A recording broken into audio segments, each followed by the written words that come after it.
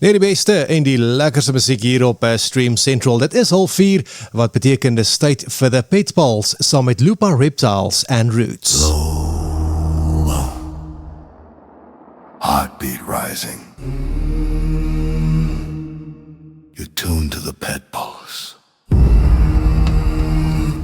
where reptile truth bites deeper. Lupa brings the wild to the mic. Tuesdays 15:30, only on Stream Central. Jy is ingeskakel op The Pitballs hier op Stream Central. Elke dinsdagmiddag om 04:30 gesels ek met Iliana Lambrechts van Lupa Reptiles and Roots, waar ons interessante en praktiese vrae oor diere, natuur en verantwoordelike versorging beantwoord. Vandag fokus ons op iets wat baie mense het, maar min regtig verstaan: hoenders en eiers. Iliana, goeiemôre en welkom by die program. Goeiemiddag Johan, baie dankie. Iliana, sommige mense kry byna elke dag 'n eier uit 'n hen, terwyl ander net 'n paar keer per week eiers kry. Wat bepaal hoe gereeld 'n hen eiers lê? Weet jy Johan, wanneer mens hoenders te koop sien, sal jy sien daar word soms na hulle verwys as layer chickens of dan lêhenne. Nou, lêhenne is spesifiek geteel vir massiewe eierproduksie. Vir die oomblik as iemand 'n hen het waaruit hy daagliks 'n eier kry of wat hy verwag elke dag 'n eier moet lê, gaan dit 'n lêhen wees. Gewone deelpurpose hoenders, met ander woorde hoenders wat mense aanhou vir beide eiers en vir vleis, en gewone kruisras hoenders, neig om vir elke tweede dag 'n eier te lê. Weet jy Johan, wanneer mens hoenders te koop sien, dan sal jy baie keer sien iemand adverteer dit as layer chickens of dan nou lêhenne. Nou, lêhenne word spesifiek geteel vir massaproduksie in eiers. Vir die oomblik as iemand 'n hen het wat daagliks 'n eier lê, of die oomblik as iemand verwag 'n spesifieke hen moet elke dag 'n eier lê, dan gaan dit definitief 'n lêhen wees.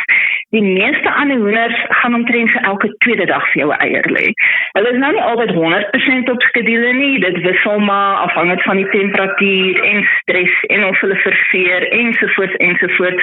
Maar oor die algemeen lê hulle baie minder eiers. Nou, lêhenne lê eintlik 'n abnormale hoeveelheid eiers. So jy kry verskriklike goeie produksie, maar die nadeel met lêhenne is nie altyd nie, maar in die meeste gevalle het hulle nie baie lang lifespans nie.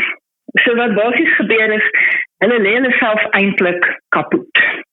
Hulle lê 'n onnatuurlike hoeveelheid eiers en die lyfies kan nie al daai stres hanteer nie.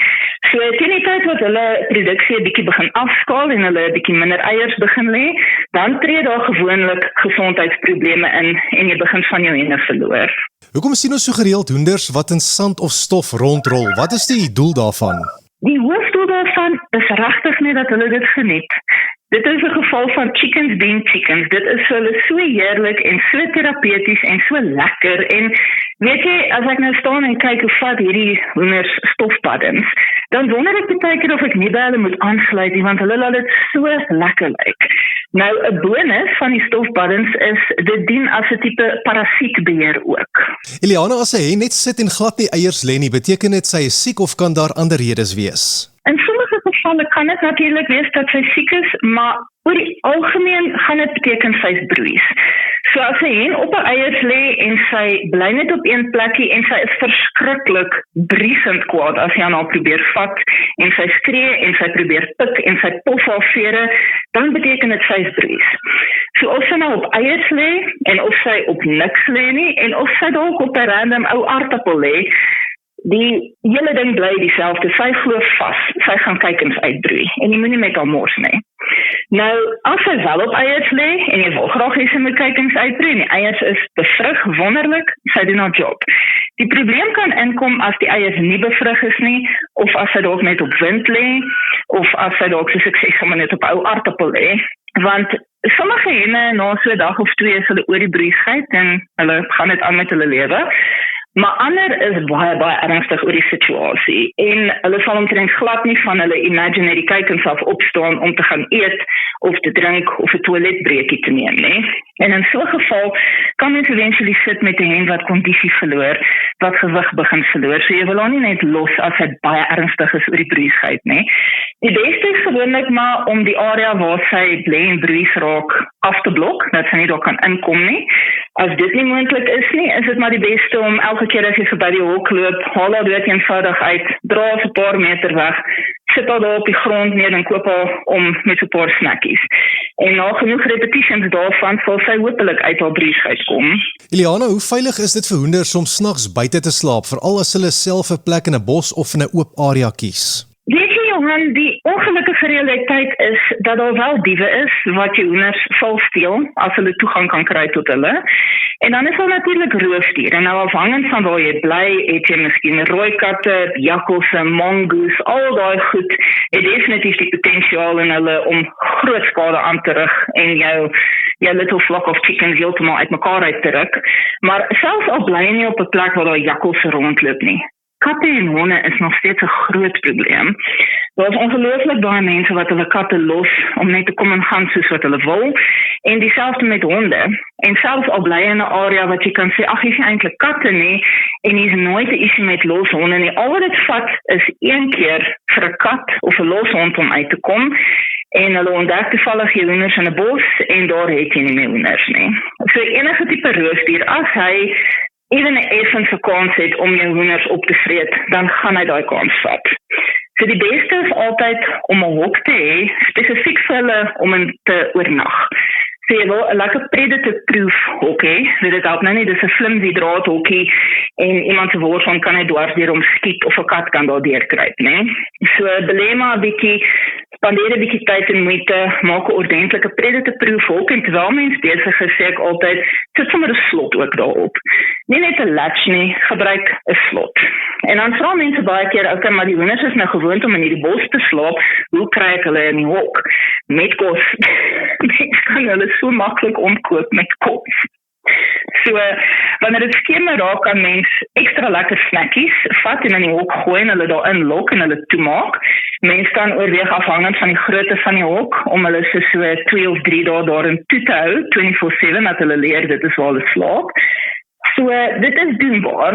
Weet party aande, soos ek sê, gaan jy dalk met snacks hulle daarin lok en ander aande gaan jy miskien hysteries in jou pyjamas rondhardloop en hulle probeer vang, maar dit is definitief moeite werd as hulle leer om in 'n veilige hok te slaap. Jy is ingeskakel op Stream Central en ek gesels vanmiddag met Iliana Lambrechts daar van Lupa Reptiles and Roots.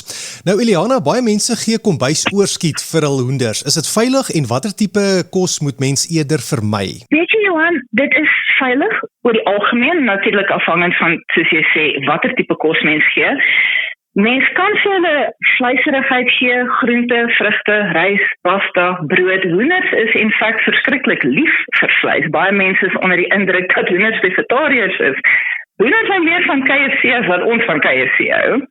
En hoenders is verskriklik mal oor enige vorm van vleisie. So dit as daar 'n bietjie oorskiet mins is, of selfs as mens nou vir die hond 'n pakkie beenmeel of petsmins gekoop het en hy is nou nie eintlik baie te vind daarvoor nie, selfs dit kan mens uitgooi vir die hoenders. Wat mens wil vermy is goed soos bene, mens wil nie eie voer nie, mens wil nie avokado voer nie, en mens wil nie te gereeld goed gee wat verskriklik sout is, of verskriklik olierig is, of verskriklik vetterig is nie. Dit is heeltemal fine, once in a while, weet as daar oorskiet vetkoek is, gaan mal, as daar oorskiet curry is, gooi vir hulle, maar mens wil nou nie elke liewe aand vir hulle verskriklike ongesonde goed gee, nie. Nou eiers van loslopende hoenders lyk dikwels anders as winkeleiers. Hoekom verskil die kleurvorm en soms selfs die dop? Weet jy Johan, die dopkleur hang af van die hoender se ras. Dit is eintlik verskriklik oulik. Mense kry enige shade van wit na room, na tan, blou, groen, selfs pinkerige kleure, met spikkels, sonder spikkels. Maar interessant genoeg, die kleur van die dop affekteer nie die smaak van die eier, nie.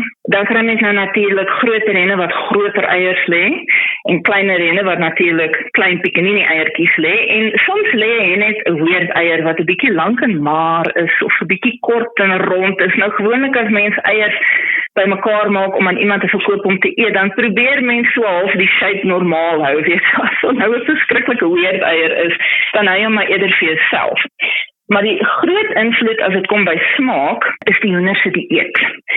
'n Hoender wat toegang het tot die buitelug, met ander woorde wat toegang het tot gras en bossies en goggas kan vang en 'n lekker varied diet het, daai hen se eier gaan baie ryker wees. Die yolk gaan baie donkerder wees en die wit van die eier gaan baie dikker wees. En nou weer, oor die algemeen, het hang natuurlik af waar die winkeleiers gekoop is, waar hulle vandaan kom ensovoorts, maar oor die algemeen gaan 'n winkeleier 'n baie bleek tipe eier wees. Die yolk gaan relatief bleek wees en die wit van die eier is gewoonlik aansienlik meer loperig. Kyk, watter tipe eiers mens die meeste van hou, gaan natuurlik afhang van jou persoonlike smaak. Weet iemand wat nog altyd net winkeleiers geëet het, gaan miskien die eerste keer 'n eier eet uit 'n hen wat los buite loop en 'n lekker dieet het. En hulle gaan dink, "Wow, dis hoe eiers eintlik moet proe." Of hulle gaan dood eenvoudig dink, "Wat's dit?" So dit hang maar af van jou persoonlike smaak ook.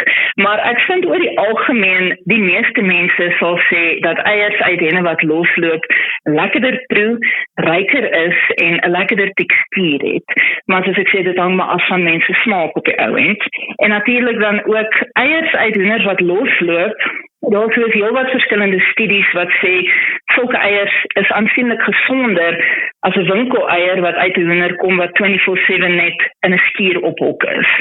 Nou daar is verskillende studies met verskillende antwoorde. Party is 'n bietjie oordramaties dink ek, maar hulle almal kom neer op dieselfde ding dat loslopende hoenders se eiers definitief gesonder is as batteryhok-eiers. Eliana, ons sien eiers word soms as gewaste en ander keer as ongewaste eiers verkoop. Is daar 'n praktiese rede daarvoor of gaan dit net oor die voorkoms? Weet jy wat, wanneer die eiers nou gewas is en mooi blink is en daar in 'n mandjie lê en mens neem 'n foto daarvan, dan adverteer hulle definitief nou mooier. En dit klink vir mense beter as jy sê die eier is gewas, want party mense is 'n bietjie gepla oor waar hierdie eier uit die hoender kom. Maar en ons sê is jy gaan tog nie die dop eet nie.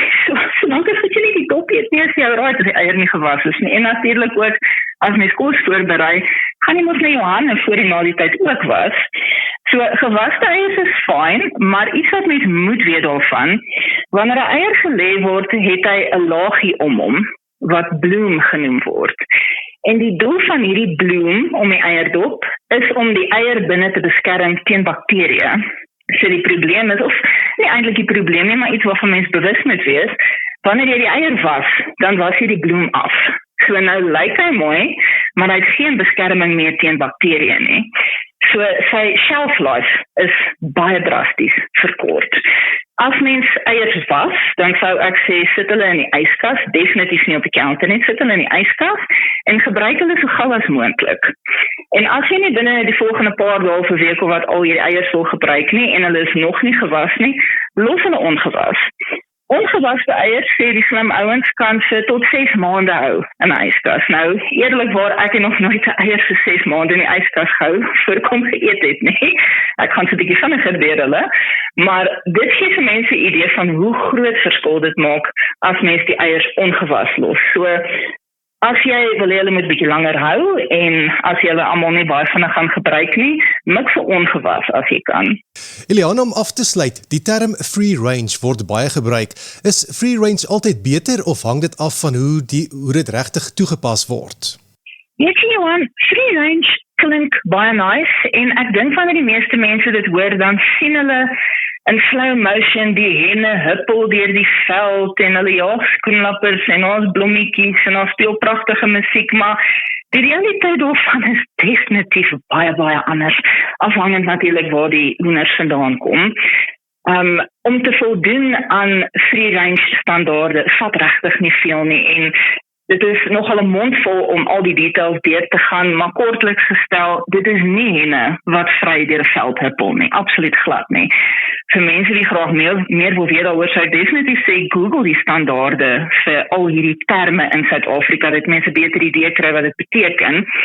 Maar dit mense koop nou dalk eiers wat sê free range en jy dink jy doen goed, want die hoenders is so gelukkig. Meantime het die hoenders toegang tot een sonstraaltjie wat miskien deur die skuur skyn en miskien toegang tot die 1 by 1 meter blokkie gras wat hulle nooit sien nie want hulle is becrowded.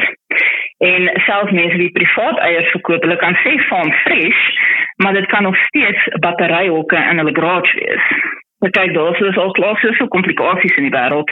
Mense definitief nou nie dit verder kompliseer met eiers nie, maar as mens nie ongelooflik hoeveelhede eiers gebruik elke maand nie en jy wil graag kom ons sê, vir iemand jou ondersteuning gee, wie hulle hoenders toelaat om hoenders te wees, Wel ek sê begin en hoor by jou vriende, familie, bure en sê hoor hierso, ek hou baie van eiers uit Genian free ranging hoenders wat weet los in iemand se tuin of los in iemand se veldloop, ken jy nie iemand nie. En dit is so amazing hoe vinnig jy gaan uitkom by tante Susara daar aan die ander kant van die dorp met tuinhoendertjies en die wonderlike eiers wat jy by haar kan koop. So as jy werklik wil gaan vir hoenders wat Genian troeteldiere is en wat los rondloop en goed, hoor by jou vriende rond. So het ek vandag gesels met Iliana Lambregts van Lupa Reptiles and Roots hier op The Pet Pals. Iliana, baie dankie vir jou insig, jou tyd en vir al die waardevolle kennis wat jy met ons gedeel het vandag. Baie dankie Johan, dis net 'n plesier en dankie vir die gesels. As jy meer wil leer oor diere, reptiele en verantwoordelike versorging, gaan besoek gerus hul Facebookblad, dis Lupa Reptiles and Roots. Onthou, The Pet Pals is elke Dinsdag om 04:30 net hier op Stream Central. Tot volgende week, bly nuuskierig en sorg goed vir jou diere. Low. Heartbeat rising. You're tuned to the Pet Pulse, where reptile truth bites deeper. Lupa brings the wild to the mic. Tuesdays 15:30, only on Stream Central.